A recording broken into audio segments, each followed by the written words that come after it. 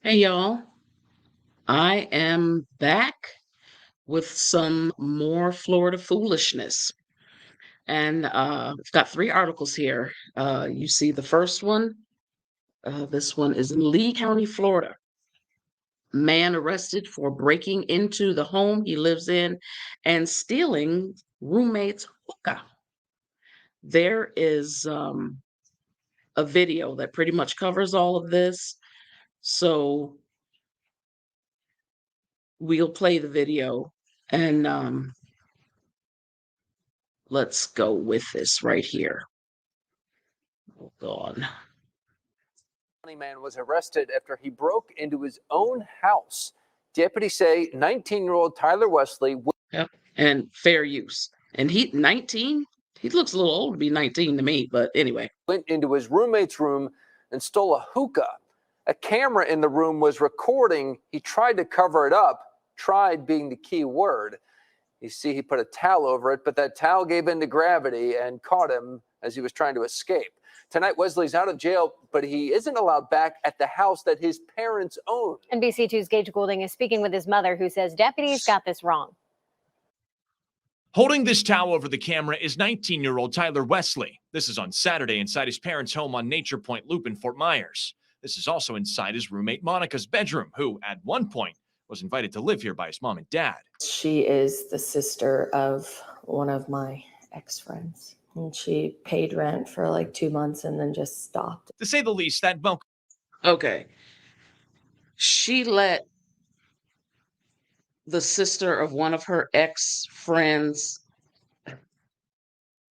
All right, that was silly on the mom's has part. worn off. Now this house is filled with tension and overrun with conflict. She's just like makes life a living Hades. That's the reason why Amy thinks Monica called 911 after seeing this video. It's not your fault because you have an expectation of privacy for them not to go in your room. Monica telling deputies Wesley stole a brand new hookah from her room, something Amy's never seen before, not even to this very day. For all I know, she could have it herself. They haven't found a hookah or anything else when they went through the house. While we were talking, Amy's husband discovered something else was missing too. My husband has a speaker that's pretty much his pride and joy.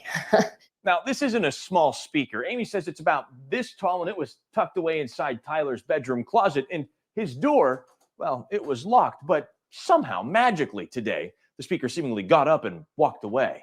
She's the only one here, so. Deputies were back here Wednesday evening investigating, but didn't say who might have taken it. Physically, it makes me sick. Amy and her husband want Monica gone, but they are told they need to formally evict her. Until she leaves, Tyler can't be at their house, and their life, well, it's hell. Monica didn't want to do an interview for this story. As for Wesley, he's out on bond facing charges of burglary and grand theft. Reporting in Fort Myers, Gage Goulding, NBC2.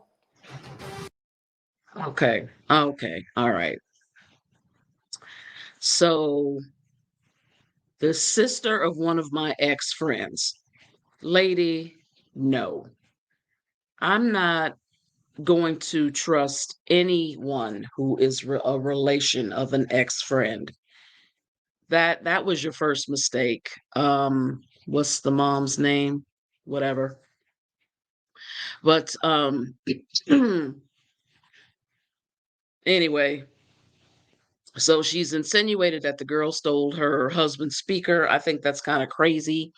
They didn't see him take anything out when he walked out. Let me see if we can go back to when he walked out of the room, because I didn't see him carrying anything. I just seen him putting a towel up. If he's covering up the camera, then A camera. there should be something in his hand if he's leaving, because those hookah things are pretty big from what I can see.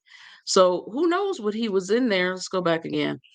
Who knows? Maybe he was in there snooping around, or or we're seeing, maybe, I don't know. But I didn't see him. I think those hookahs, I think, are pretty big. But anyway, so that's crazy to me. But let's move on to our next story, which is, I wish there was a video for this one, but there isn't. So assistant manager for Clearwater Dollar Tree stages robbery with teen son and steals $5,000. Okay, this is her right here, Militia Ford. in Clearwater. I used to live in Clearwater. An assistant manager at Clearwater Dollar Tree was arrested Monday after using her 15-year-old son, according to police. The Clearwater police said Militia Ford, 37, of Clearwater, was tasked to collect the cash revenue at the store on Highland Avenue after closing the store as part of her job. She was supposed to then put the cash in a money bag and drop the deposits in a lockbox at a bank.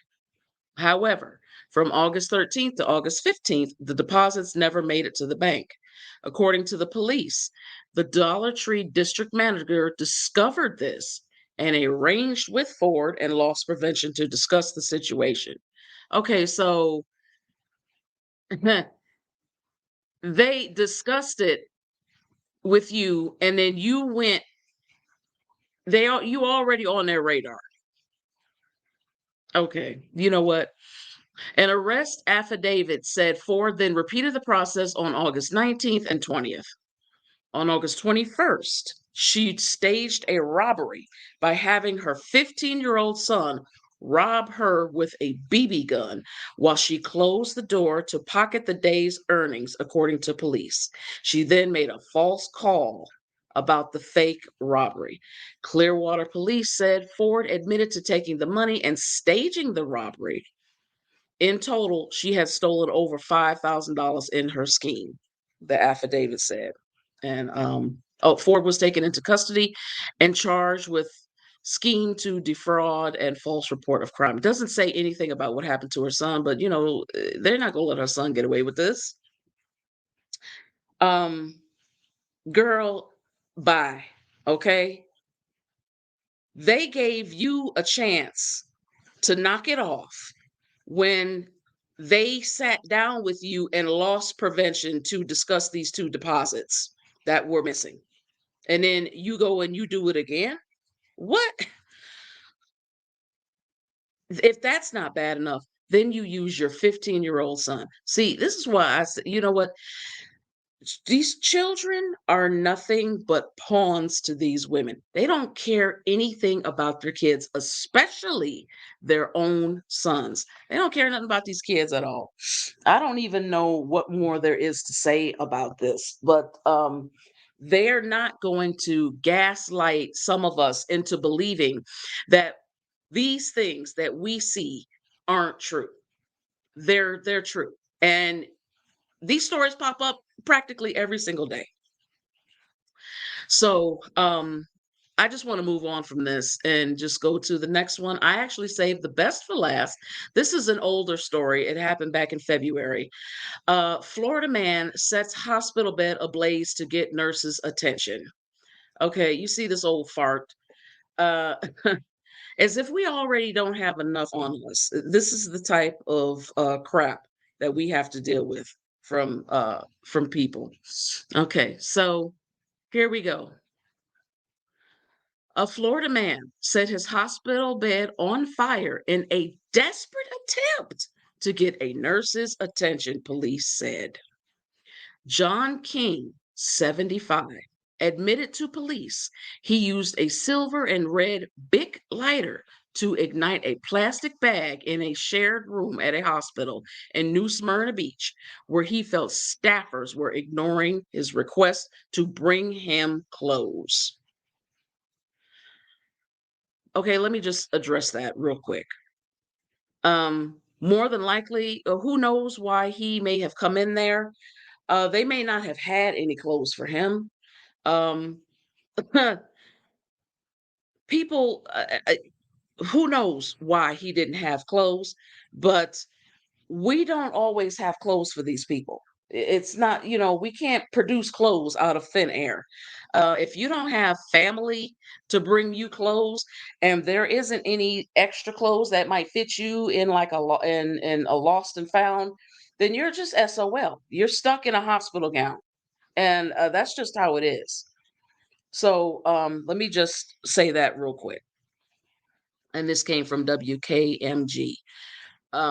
King's hospital roommate told officials at Advent Health, New Smyrna Beach, that he spotted King set a small object on fire.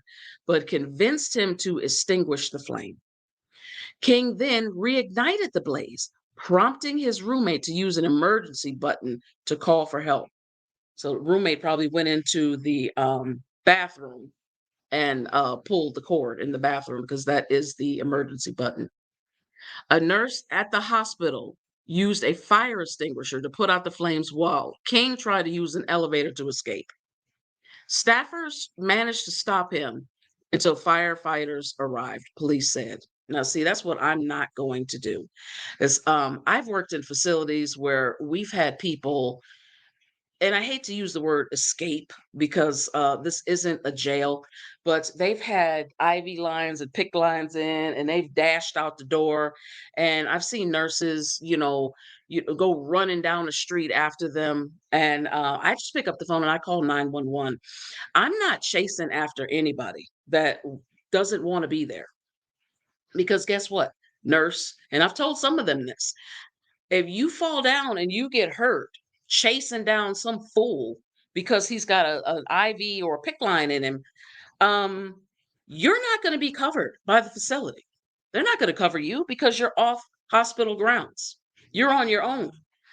Anything, call the police. Let the police deal with him. And one dummy said to me, "Oh, well, what's going to happen to the PICC line?" Well, they take them, they transport them to another hospital or to the ER or somewhere else or to jail if he's done something where they remove it then.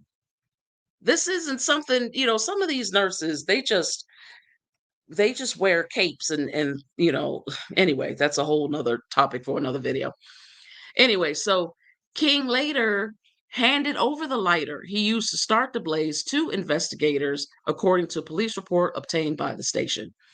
The $4,000 bed was destroyed during the fire, and King will be responsible for placing it, WKMG reports. Okay. King, who was also charged with second-degree felony, arson damage to a structure, had been admitted to New Smyrna Beach Hospital for respiratory failure. So he was probably a smoker, according to a charging affidavit obtained by the Miami Herald. This MFer in here lit his bed on fire, King's 84-year-old roommate Samuel Moreno shouted to a nurse, according to the affidavit, "I can't breathe. There's smoke in the room."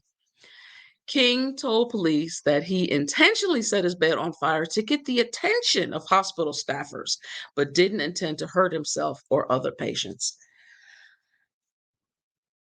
Sounds like Mr. King was throwing a tantrum because he just didn't want to wear his hospital gown anymore, and nobody had any clothes for him to wear.